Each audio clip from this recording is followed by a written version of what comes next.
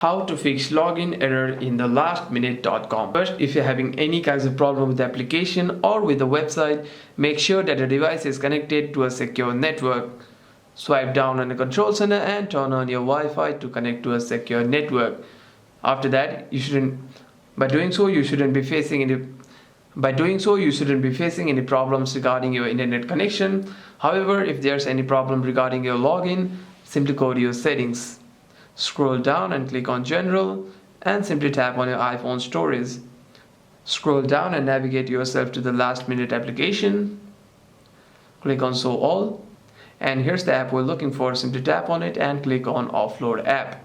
Click on Offload App again, click on Reinstall Application, and what this does is it deletes the application whilst keeping its documents and data. And the next time you open the app, you shouldn't be facing any problem with the logins. However, if there's any other problem with the app, you can simply restart your device once and open the app again. Hope this video was helpful, and if you have any further questions, make sure to leave a comment down below.